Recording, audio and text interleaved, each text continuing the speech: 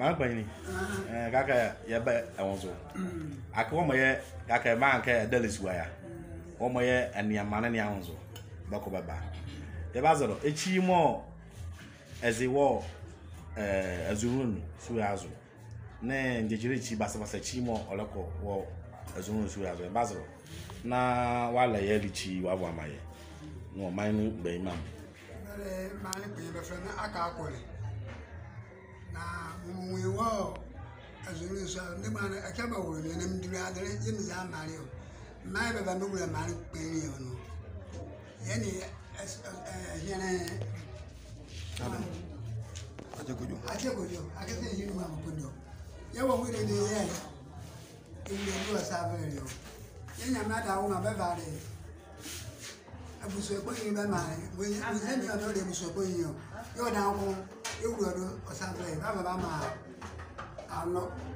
maka ke abuso epo yin mo de kra ba be mare mo be ba nwere le mane oyesi e de be kani de ye ma la do awo ya ja no mo ba ma ni o de jo ka mo bize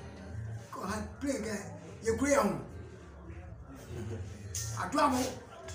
o si ye kure on ama ye ba fa abusu e bi ka fa ga de na ya wo yo onra ani su ya enkunde bo ya wo nwere de ba bi ka na ba la ekui ezi ya mo ekui ya wo ko ye mo jo ka na ba reba se ji wo su neke odi ya biya yare ananu ko onga ye mela abuso boy no ko niya ale ka madia na ko la onguro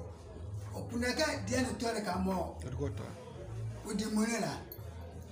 ama babo bezi tu fushene na yikura ngi ye beri wura fato ibese ama yin brinya no ba kwale ye de be mo ti abuso boy ye boy na bezi yare a tu fuyin abuso ba yin na ndare ke du abuso boy ni ala am da bo shuru ma mo mi se la be so ba yin me kristo mo agogo tu fuyin ni agogo tu abuso boy ni yimo ye mo ye butulake ba so ba mo ba ho ba wala ma yin mo na afre ba ho ba ayi weti mo woni abuso boy ni ko ani ba yin abayi ma aweti woni abuso boy amayi fre o se ori abuso boy ni ani do mo kakra ya wo bi e ko se ani ba abayi ma ne abuso boy ni wa ka ba yaku na abuso boy ni ayi suna mo baba ba zi ayoni yimo ye wake wo ki ka ngo ya ani ebi ane bebe abayi ma ni gugu ni ya musuru manu mbe nyama de ba o support nzo ngama ndoko ke sa ya tike bebe zi ayin bebe wuro suru bebe wo ya ju ni ya ndo bi abuso do ya ngabo ya ni ba ke biara o so emi ezi abuja na ba ngoro ba ndara be zi ayin o sa ke wadai yo ko si ayin yo ni ba ngoro ba ndara ya